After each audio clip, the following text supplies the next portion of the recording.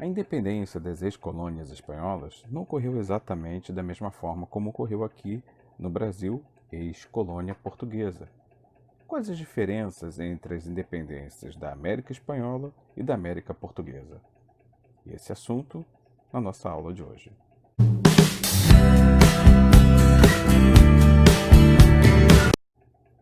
Olá, tudo bem? Por aqui, professor Paulo, professor de História, Filosofia e Sociologia da Rede Estadual de Educação do Estado do Rio de Janeiro, em mais uma videoaula. Hoje estamos produzindo uma videoaula de História para turmas do segundo ano do ensino médio. E o nosso assunto hoje é a independência das colônias da Espanha, das ex-colônias espanholas.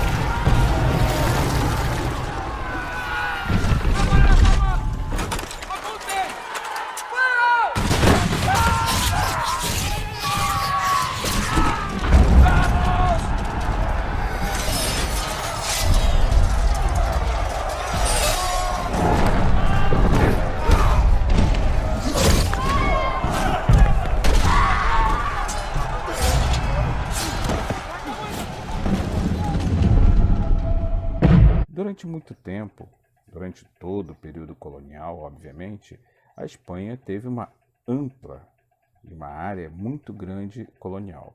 Os territórios coloniais da Espanha pegavam praticamente toda a América do Sul, com exceção do território da América Portuguesa, que hoje compõe o Brasil, pegava a América Central, o Caribe e até uma boa parte da América do Norte, correspondente à maior parte do território mexicano atual.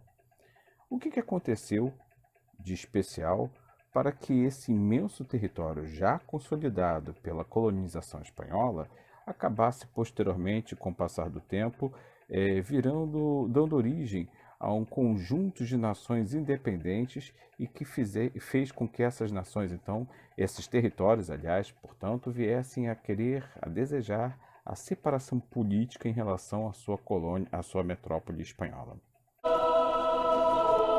No estamos aquí por accidente.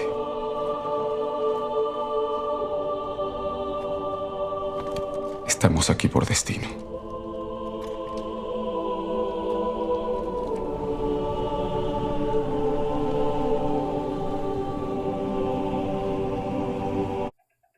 Vamos a alguns antecedentes. Durante todo o período que a Espanha esteve ocupando a região de seus domínios, suas possessões nas Américas, a Espanha criou, obviamente, tal qual Portugal, alguns mecanismos, algumas estruturas políticas, alguns aparatos administrativos para conseguir dar conta de comandar não apenas o seu território na Europa, como o seu território aqui nas Américas. Mas para fazer isso, então, ela constituiu alguns modelos especificamente de governança, alguns modelos administrativos.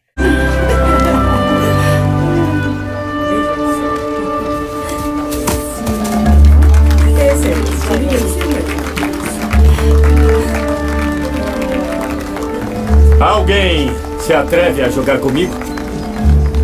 O rapaz das Índias? Agora mesmo, Alteza. Senhor Bolívar, o príncipe o convida a jogar. Obrigada. Senhor? Pois não? O príncipe o convida a jogar. A mim? Sim. Eu não sabia que tinha esses jogos em Buenos Aires. Caracas, Alteza. Província Venezuela. É a mesma coisa. Esses colonos. Pronto?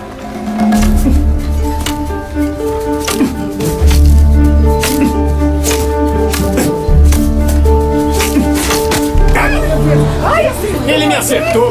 Majestade! Alteza! Eu sinto muito, eu não tive intenção. Suma da minha frente!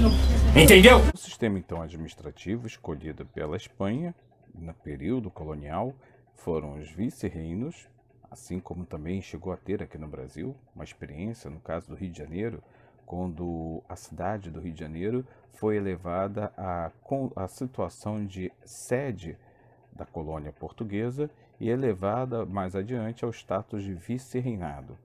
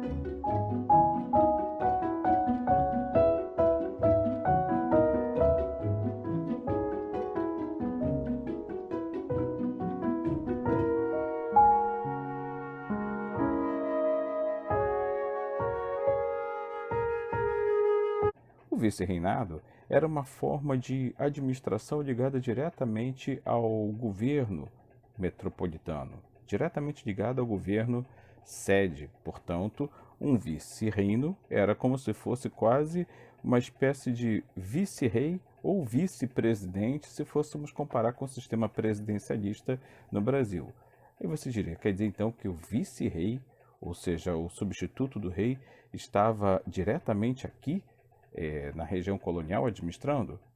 Mais ou menos isso. Na verdade, havia uma espécie de um aparato político em cada metrópole lá na Europa que fazia o papel de vice-reino na própria região metropolitana, ou seja, no próprio território europeu.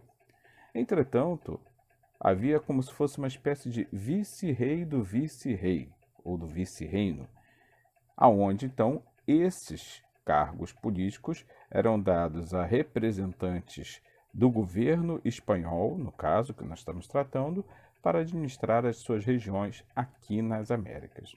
Perfeito? Bom, esses vice-reinos eram ocupados sempre por esses cargos dos vice-reinos eram sempre ocupados por pessoas de confiança do governo espanhol, especificamente, portanto, então, espanhóis. Esses cargos de vice-reino jamais eram ocupados por crioulos. Quem eram os crioulos? Os crioulos eram, portanto, brancos nascidos desse cruzamento genético europeu, portanto, predominante europeu, eram brancos nascidos nas próprias colônias espanholas. Os crioulos não podiam ocupar o cargo porque eles não tinham, vamos dizer assim, uma nacionalidade 100% espanhola. E muito menos os mestiços poderiam ocupar tais cargos.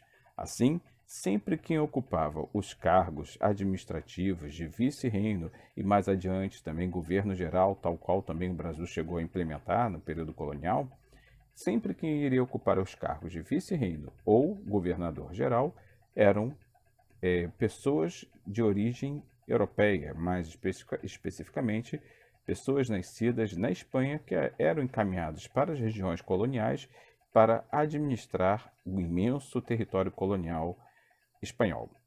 Bom, esse sistema se mostrou ao longo do tempo, lógico, mesmo em meio a algumas dificuldades ao longo de todo o processo, porque é normal em todo o sistema administrativo, esse modelo se mostrou relativamente funcional. Funcionou durante muito tempo. Só que mais adiante, por volta dos anos de 1700, entre 1700 e 1800, O governo geral, os governos gerais e os sistemas de vice-reinados começaram a ter algumas dificuldades, começaram a sofrer por influência de alguns ideais que vinham de fora.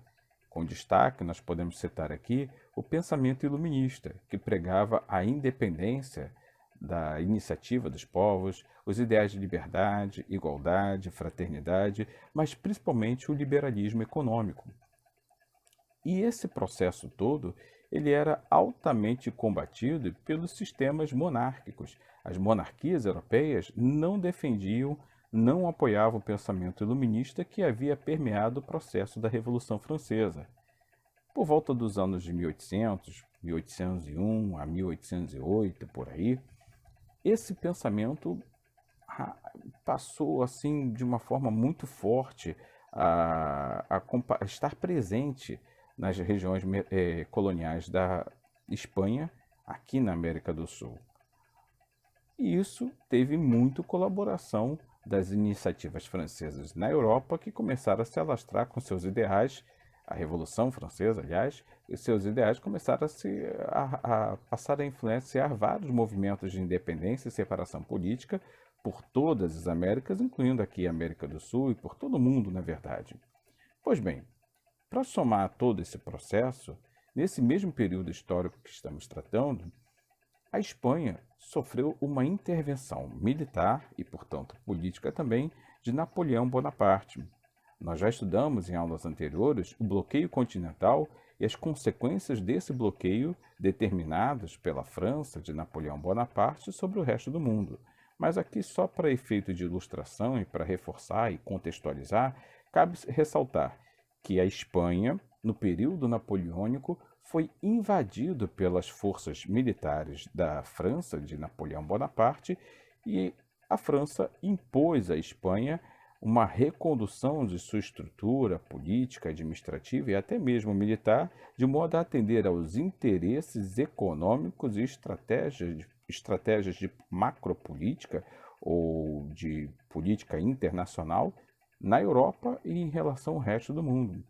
Consequência disso, houve um enfraquecimento das relações políticas entre a metrópole espanhola e suas colônias nas Américas. Afinal, a França estava causando severas interferências políticas e administrativas dentro da Espanha, e aí, com isso, as colônias, apesar de continuarem sob domínio espanhol, as colônias das Américas começaram a desfrutar de uma certa e uma relativa liberdade política e administrativa. A prova disso é que, com o passar do tempo, essas colônias, essas diversas colônias nas Américas, começaram inclusive a fazer revoltas ou manifestações políticas localizadas e, gradualmente, aqueles ocupantes dos cargos administrativos, como vice-reinos ou governadores gerais, foram gradualmente, por revoluções ou pequenas micro-revoluções dentro de cada região colonial, foram gradualmente cedendo o lugar, o posto ocupado, foram gradualmente sendo retirados desses cargos, e esses cargos passaram a ser ocupados não mais por espanhóis, mas sim por crioulos. Vamos aqui lembrar quem era um crioulo. Crioulo, como falei ainda há pouco, eram pessoas brancas nascidas nas Américas, portanto tinham origem europeia, mas eram, em termos de nacionalidade, nascidos fora da Europa, nascidos nas próprias colônias das Américas. Aí, quando você fala de crioulo, na nossa linguagem brasileira, você imagina uma pessoa mestiça, e eu falei ainda há pouco, frisei bem, o crioulo para as colônias da Espanha não era uma pessoa mestiça, não era uma negra, não era uma pessoa mulata, era uma pessoa branca, de origem europeia. A única diferença é que ela havia nascido nas Américas. Essas pessoas, de modo geral, os famosos crioulos, eram pessoas que tinham um certo status econômico. Afinal, eram, em geral, na maioria dos casos, descendentes de europeus e descendentes de europeus ricos. Portanto, eram pessoas que haviam nascido nas colônias, mas eram pessoas ligadas à chamada elite colonial. Geralmente eram grandes proprietários de terras, grandes proprietários de escravos, grandes proprietários rurais. Havia, sob o controle desses crioulos, territórios gigantescos, imensas fazendas, com muita produção de alimentos, com muita produção de cana-de-açúcar, por exemplo. Enfim, os crioulos, então, estavam, de um modo geral, constituindo nas Américas o equivalente ao que nós chamaríamos hoje de burguesia colonial. Então era uma burguesia, era uma elite.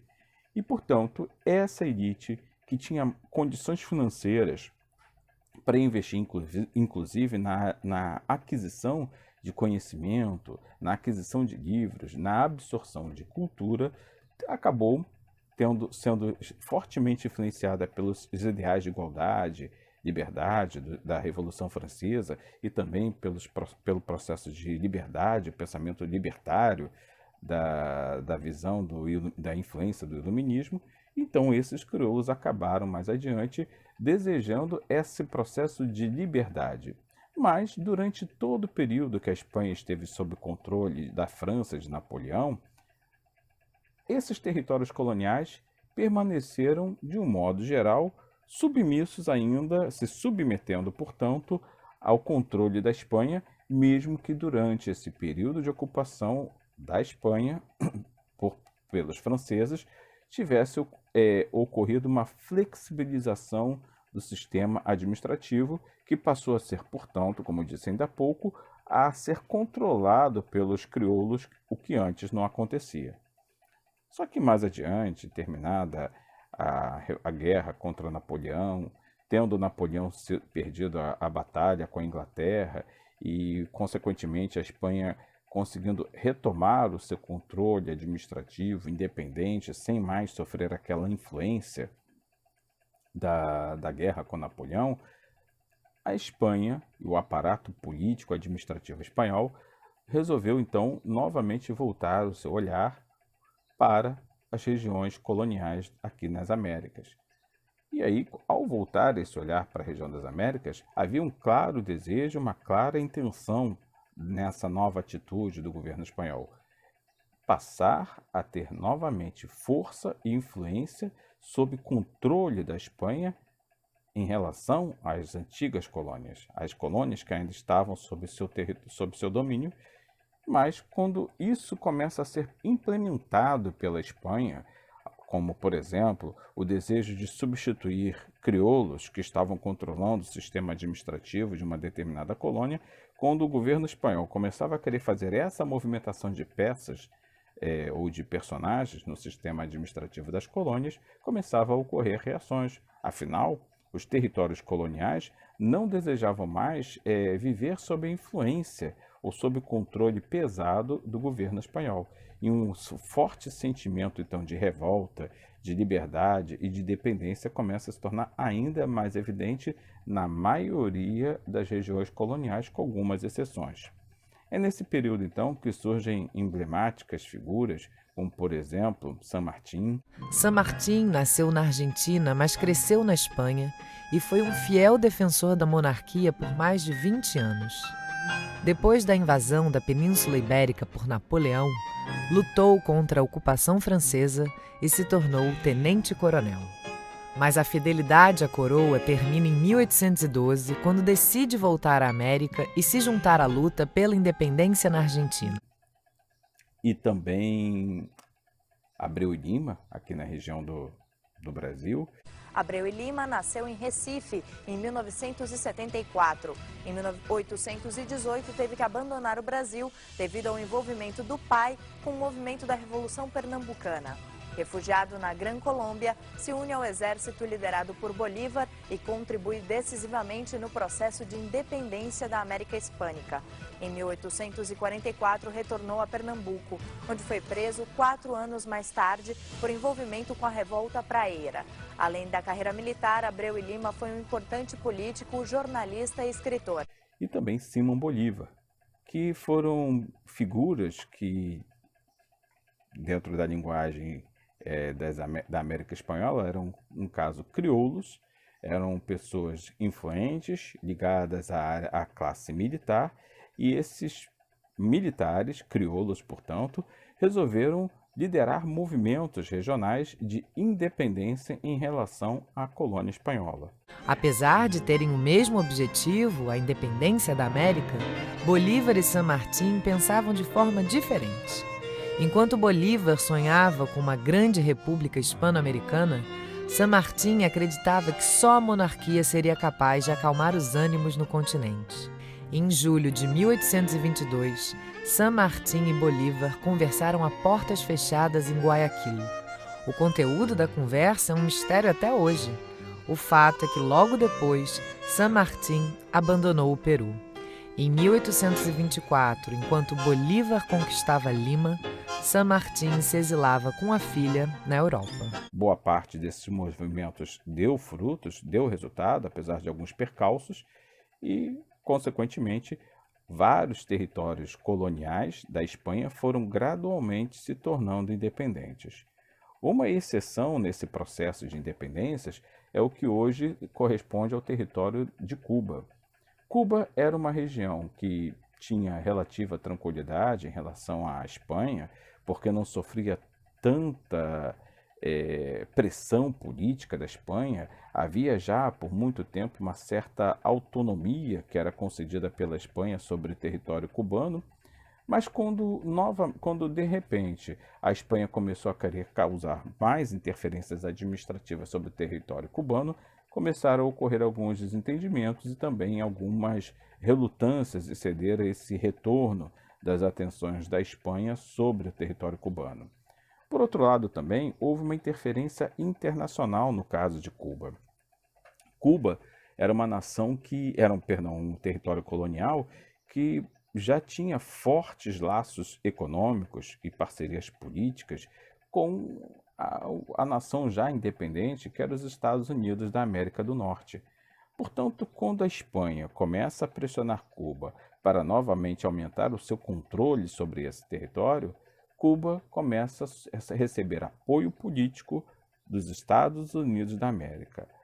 A interferência norte-americana foi de tal modo presente, ou se fez de tal modo presente nesse processo, que tropas militares dos Estados Unidos invadiram o território cubano, controlaram militarmente e politicamente o território cubano, ajudaram os cubanos a lutarem contra a contra as influências e pressões da Espanha, forçando inclusive a Espanha a reconhecer a independência de Cuba. Só que Cuba começa a sua independência num processo fortíssimo de dependência política e militar dos Estados Unidos. Afinal, na verdade, quem fez a libertação de Cuba sobre a pressão espanhola foi os Estados Unidos. Na prática, Cuba ficou praticamente constituído como uma colônia norte-americana. Nos primeiros anos, inclusive, da independência de Cuba, quem governava Cuba eram norte-americanos. Mesmo que mais adiante, no processo histórico, Cuba passou a ter, mesmo que mais adiante o território cubano tenha conseguido eleger políticos genuinamente cubanos para administrar o território, esse processo da dominação norte-americana sobre Cuba permeou muitos anos. Foi desde o período colonial até praticamente os anos 60, mais especificamente meados dos anos de 1950 e início dos anos de 1960, quando finalmente houve aquela famosa Revolução Cubana, liderada por Fidel Castro e Che Guevara, que conseguiram literalmente romper os laços norte-americanos, que eram fortes, uma quase colônia, como eu disse ainda há pouco, e transformar Cuba genuinamente em uma nação independente, sem mais aquelas fortes interferências neocoloniais norte-americanas sobre o território cubano. Com isso, gente, a gente consegue ter um panorama de como foi o processo de independência. Algumas coisas são importantíssimas deixarem muito claras. De um modo geral, a independência, os processos de independência das várias regiões coloniais da antiga Espanha foram conduzidos de forma mais ou menos autônoma, salvo algumas exceções, como o caso de Cuba que eu citei ainda há pouco, mas de uma forma mais ou menos autônoma, liderados por crioulos. O que isso evidencia, então? evidencia que quem estava, na maioria esmagadora dos casos, à frente dos processos de dependência dos territórios coloniais da antiga Espanha, do antigo reino espanhol, eram membros de uma elite burguesa branca de descendência europeia. Então isso deixa muito claro que se teve um lado positivo, que foi a iniciativa de liberdade e a luta por direitos de igualdade, democracia e tudo mais, por outro lado, evidencia que esses processos de independência foram processos burgueses, de controle de uma elite burguesa que queria estar à frente do processo, impedindo que membros mais humildes ou de camadas mais humildes das antigas colônias viessem a fazer parte desse sistema administrativo novo que estava sendo criado a partir das independências.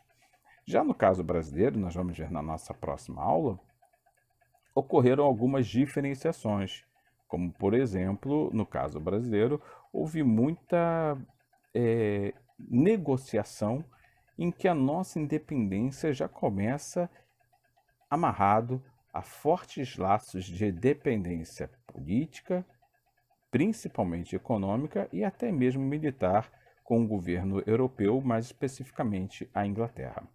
Mas esse é assunto para uma próxima aula. Por hora nós encerramos por aqui. Desejo a todos um bom dia, boa tarde, boa noite, conforme o caso, e aguardo vocês numa próxima videoaula. Até lá!